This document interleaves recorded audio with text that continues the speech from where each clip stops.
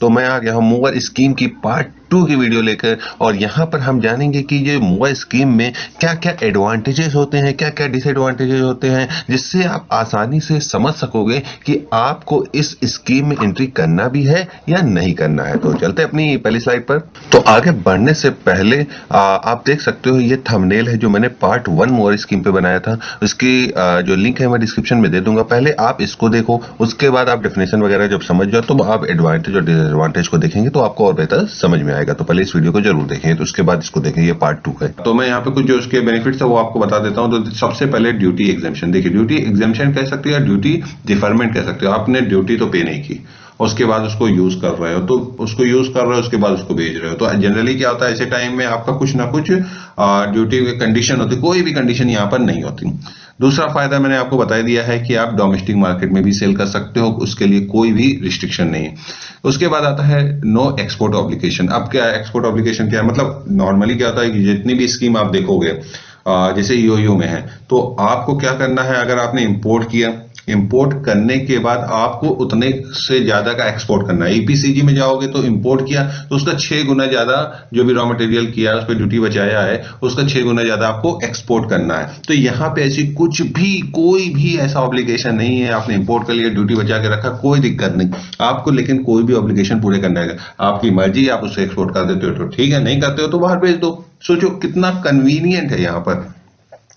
उसके बाद एक और अच्छा आ जाता है कि सोर्स कर सकते हो डोमेस्टिक मार्केट से या डीम मार्केट से। अब देखिए, अगर आप कोई रॉ मटेरियल खरीद रहे हो तो उसमें भी ईओयू वगैरह में है, आप खरीद सकते हो। इसमें भी है, आप इजीली खरीद सकते हो। लेकिन अगर आप जब बाहर से खरीदोगे तो आपको जीएसटी लगेगा, ठीक है। उसके बाद डीम इंपोर्ट भी होता है, यानी कि आप एससीजेड और एफटीडब्ल्यूजेड को कंसीडर किया जाता है डीम इंपोर्ट, क्योंकि वो कस्टम बाउंडेड वेयर हाउस है, वहां कस्टम का जो ऑफिसर है वो बैठता है। तो आप उससे किसी भी करेंसी में डील कर सकते हो, कोई दिक्कत नहीं है, आप डील कर सकते हो और उसके क्या कर सकते हो, वहां से सोर्स कर सकते हो, ठीक है। दूसरा आता है डीटीए। अब डीटीए क्या होता है, यानी किसी भी सेल, मैंने आपको बताया ना, डीटीए में नॉर्मली क्या होता है, जैसे एससीजेड में होता है, यानी डोमेस्टिक मार्केट में सेल करने के लिए या ट्रेडिंग करने के लिए एक अलग से लाइसेंस लेना पड़ता है।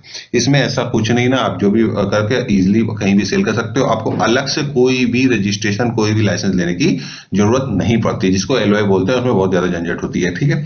उसके बाद आता है वेस्टेज की कंडीशन। अब जो जितनी भी स्कीम है, अब ये सब स्कीम जो मैं आपको कंडीशन दिखा रहा हूँ, जो जितनी बाकी स्कीम है, ये सब में है। अब एडवांस ऑथराइजेशन में भी देख लो, उसमें भी है इतना परसेंट इंपोर्ट होना चाहिए, तो इतना परसेंट एक्सपोर्ट होना चाहिए, 15 प्लस होना चाहिए, वो सारा। इसमें कुछ भी नहीं है, नॉर्मल समझ लीजिए आपकी यूनिट है। उसके बाद क्या है, कोई भी वेस्टेज नहीं। अब आप सोचो, वेस्टेज मतलब क्या है कि अब उसमें रूल होता है कि अगर आप इतना परसेंट आपका वेस्ट हो रहा है, यानी कि आप कुछ इंपोर्ट कर रहे हो, वेस्ट करके बाहर सेल कर देते हो, तो उसमें सब में कंडीशन होती है। इसमें कोई नहीं ना कंडीशन, मतलब। लेकिन ये है कि अब इसका मतलब ये नहीं कि 100% इंपोर्ट किया 100% वेस्ट तो होता नहीं ना, लेकिन उसमें थोड़ा बहुत नजर रख सकते हैं। पर कोई ऐसी गाइडलाइन नहीं है डायरेक्ट आपका गला पकड़ लेगी, कुछ नहीं। पर आपको वेस्टेज पे ध्यान देना है, ठीक है। उसके बाद टाइम लिमिट। अब ये भी एक बहुत इंपॉर्टेंट फैक्टर आ जाता है कि अगर आपने कोई भी स्कीम के अगेंस्ट में इंपोर्ट किया तो इस टाइम लिमिट के अंदर आपको उतना एक्सपोर्ट करना है, तभी आपको छूट देगी गवर्नमेंट। क्यों देगी, तभी आपको देना। पर यहाँ पर मैन्युफैक्चर की कोई टाइम लिमिट ही नहीं है, कुछ भी डिफाइन नहीं हुआ है, कोई भी अभी तक तो कोई डिफाइन नहीं हुआ है। आगे चल के हो जाए तो बात की बात है। तो अभी वो क्या करना चाह रही है गवर्नमेंट, आपको बेनिफिट देना चाह रही है कि ज्यादा से ज्यादा आप इसको जो है लीजिए और एक्सपोर्ट कीजिए, और हमारे कंट्री से मैन्युफैक्चर भी करिए, मैन्युफैक्चर करके सेल करिए। मैन्युफैक्चर यहाँ पर होगा तो बाहर से नहीं होगा। जितनी चीज मैन्युफैक्चर पे डिपेंड नहीं रहेगा किसी कंट्री पे, वो तो बहुत अच्छी बात है। उसके बाद आ जाता है आपका एक ये है जॉब वर्क। अब जॉब वर्क के लिए भी बहुत सी कंडीशन होती है कि इतना परसेंट आप देखोगे जॉब वर्क दे सकते हो, इतना परसेंट नहीं। पर यहाँ पे कोई जॉब वर्क नहीं, आप डोमेस्टिक में भी दे सकते हो। यानी कि कहने का मतलब क्या, आपका कोई रॉ मटेरियल है, आपने इंपोर्ट किया, आप वो उसके अंदर ही आप उसको बाहर नहीं ले जा सकते। पर जॉब वर्क का मतलब क्या होता है, वहां से आप उस रॉ मटेरियल से, मान लो पॉलिश होने के लिए कोई सामान जा रहा है बाहर, तो आप उसको बाहर जाके दे सकते हो, कोई दिक्कत नहीं ना। वो उतने टाइम लिमिट के अंदर आ जाना चाहिए। वैसे इसमें टाइम लिमिट भी डिफाइन नहीं है, पर आ जाना चाहिए, साल 1.5 साल के अंदर इतना आ जाना चाहिए। इसके अलावा एक और बहुत अच्छा बेनिफिट है, मैंने शायद यहाँ पे मेंशन नहीं किया कि जैसे कि SCZ होता है, तो SCZ एक स्पेसिफिक एरिया है, कस्टम बाउंडेड एरिया, आप वहीं पे ही ले सकते हो जहां गवर्नमेंट ने असाइन किया हुआ है। FTWZ में भी ऐसे ही है, पर EOU और इसमें क्या है, कोई नहीं ना, आपका खुद का वेयर हाउस है,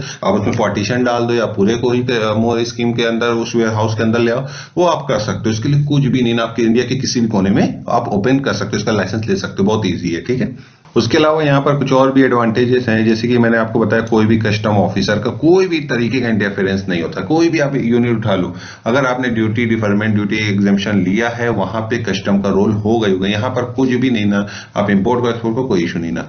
उसके बाद आता है ये आप स्कीम है एडवांस ऑथराइजेशन स्कीम, इस पर मैंने वीडियो नहीं बनाई है, पर अगर आपने मूवर स्कीम के अंदर में अपना वेयर हाउस लिया हुआ है, अपना यूनिट लिया हुआ है, तो आप इस स्कीम का फायदा ले सकते हो। उसके अलावा EPCG पे मैंने बनाया है, इस स्कीम का भी फायदा आप यहाँ पर ले सकते हो।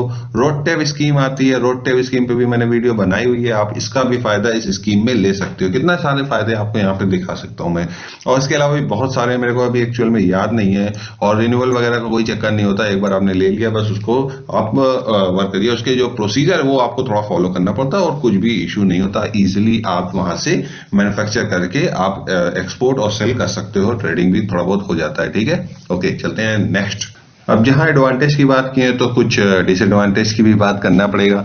और उसके अलावा अगर आपको कोई कमेंट्स रहता है तो आप मेरे को क्वेरी कर सकते हो। और मैं अभी आने वाले टाइम में मेरे को एक सब्सक्राइबर ने मेरे से बड़ा अच्छा सजेशन दिया था कि आप क्या करा करो, जो आपको कमेंट्स आते हैं उसके क्वेश्चन बना के, मल्टीपल चॉइस क्वेश्चन आप टेलीग्राम चैनल पे भी डाला करो, जिससे हम उसे अटेम्प्ट करेंगे, तो हमें और भी नॉलेज मिलेगी उससे रिलेटेड, अलग अलग लोगों की क्वेरी देखेंगे। तो मैं भी कुछ अभी वो स्टार्ट करने वाला हूँ, मैं उसमें क्वेरी वगैरह डाल दूंगा, कुछ भी मल्टीपल चॉइस क्वेश्चन के सर्वे टाइप का डाल दूंगा, तो आप वहां से अटेम्प्ट करके अपनी नॉलेज को बढ़ा सकते हो, ठीक है। तो अब डिसएडवांटेज की बात करते हैं। देखिए, सबसे पहला चीज, मूवर स्कीम में GST एग्जेम्पशन नहीं होगा, आपको GST का एग्जेम्पशन नहीं मिलेगा। अगर आप उसे सेल करते हो, कभी भी सेल करते हो, तो आपको पूरा GST भरना पड़ेगा। आप नॉर्मल करते हो, फिर से बता रहा हूं, नॉर्मल करते हो, डोमेस्टिक एरिया में करते हो, तो आपको ड्यूटी भी भरना पड़ेगा। जितनी आपकी ड्यूटी थी उतनी ही, जितना बचाए तो उतना ही आपको भरना पड़ेगा। एक्सपोर्ट की कंडीशन में नॉर्मल की तरीके से हो जाता है, आपको ड्यूटी, आपको GST भरना पड़ेगा, बाद में आप उसको रिफंड ले सकते हो, GST एग्जेम्पशन मिल जाता है, वो अलग टॉपिक है। पर GST वहां पे ही सिर्फ एक्सपोर्ट में हो सकता है, हालांकि बाकी आपको GST लगेगा ही लगेगा। दूसरा आ जाता है second hand capital not allowed. अब SCZ में आप देखोगे तो सेकेंड हैंड आप मशीन वगैरह जो है वो इंपोर्ट कर सकते हो, पर यहाँ पर पूरी तरीके से बंद है, आप उसे किसी भी तरीके से इंपोर्ट नहीं कर सकते।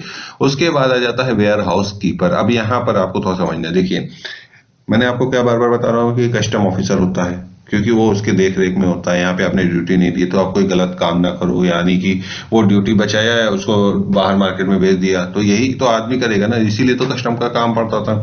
पर यहाँ पर क्या है, आपको एक कीपर रखना पड़ेगा, वेयर हाउस कीपर, जिसको थोड़ा बहुत कस्टम की नॉलेज हो। आप CHA को भी रख सकते हो, वो आपका क्लियरेंस भी करेगा, दोनों काम कर देगा, तो CHA तो रहता ही है, लेकिन उसको आपको फुल टाइम रखना पड़ेगा। जो भी इन और आउट हो रहा है कस्टम के बजाय, वो आपका ही बंदा होगा, पर वो एम्प्लॉय आप नॉर्मल एम्प्लॉय से नहीं कर सकते, उसका सिर्फ स्पेसिफिक वही वर्क होगा, वो उस रिपोर्ट को मेंटेन करेगा, क्या इन हो रहा है, क्या आउट हो रहा है, कितना यूज हो रहा है, वो सारा उसको मेंटेन करना पड़ेगा। उसके बाद आता है एनेक्सर बी।